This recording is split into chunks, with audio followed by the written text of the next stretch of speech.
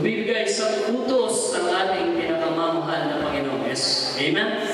Hindi po utos ng tao ang magbigay sa gawain ng ating Panginoon. Di ba po sabi nga ng ating mahal na Panginoon, tayo magbigay sa banal na gawain ng ating mahal na Panginoon. Ating ibigay ang ating mga ikapuhandog sa banal na gawain ng ating mahal na Panginoon. Mga naman. Sugat sabi nga ng Matthew chapter 6, verse 30. But seek ye first the kingdom of God and His righteousness, and all these things shall be added unto you. Amen. Unahin daw natin ang katuwiran ng kalooban, ang kautusan ng ating mahal na Panginoon, at ang lahat ng mga bagay ay susunod lamang ng ating Panginoon. Amen. Kaya kung bakit po tayo nagbibigay sa ating mahal na Panginoon upang magkaroon ng pagkain, sabi nga na ating dalhin ang ating kaput-handog sa tahanan ng ating mahal na Panginoon upang magkaroon ng pagkain sa ating bahay. At subukin ninyo ako sa bahaging ito, sabi ng mahal na Panginoon, kung hindi ko bubusan ang tugawan sa langit at ibubuos sa inyo ng isang masaganang pagpapala na walang sapat na silid ko.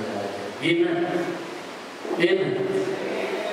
Alam niyo po mga minamahal, lahat tayo kayang payamanin ng Diyos. Amen. Amen po ba?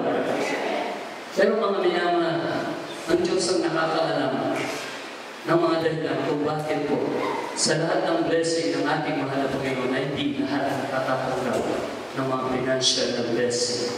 Dahil ang pagpapala po ay hindi lamang sa mga financial na blessings. Amen? Hindi lamang po sa mga material, kundi pagkos napakaraming pagpapala ang ating mahal na Panginoon. Ang kapayapaan, ang kagalakan, ang kalakasan, isa po yan sa mga pagpapala ng ating mahal na Panginoon. Amen? Kung tayo po ay nagbibigay sa gawain ng ating mahal na Panginoon, at sinasabi ng marami naman, ang pagpapala po ay susi ng ang pagbibigay ay susi ng pagpapala. Tama? Amen?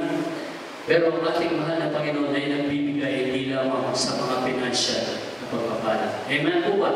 Amen? Dahil yung malakas ka ngayon, kaya pa ka ngayon, bigayan ng ating mahal na Panginoon. Kaya nga sabi ng ating mahal na Panginoon, and all these things, so pag sinabi lahat, amen, ay susunod, ibibigay ng Diyos sa atin. Amen? Kaya po mga minamahal, mapalad, sabi nga ng banal na kasulatan, tao nagbibigay kay sa atin.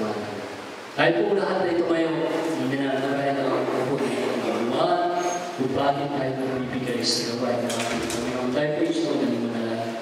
Mapagpala namin na masalangin, Diyos na dakilan mo kapangyarihan sa lahat.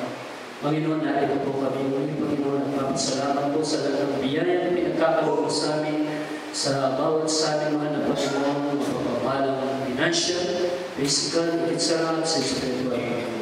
Madalangin po namin ang bawat gamay na nagbibigay, tumutulong sa iba na gawin yung pagpapalain. Yan din po sa mga anak mo. Nakikita mo ang puso, mahal na Panginoon, na nais magbigay. Ikaw po magkaloob sa kanila, Panginoon, kung sa susunod ng mga gawain ng Panginoon, meron po sila may andog sa inyong banal na gawain. Magpalain po ang lahat ng mga anak mo, Panginoon, hindi naman po sa material, financial, higit sa lahat sa mga pagpapalang spiritual. Ito po ang aming dalangin sa mga pangyayang pangalan ng Panginoon Jesus. Amen.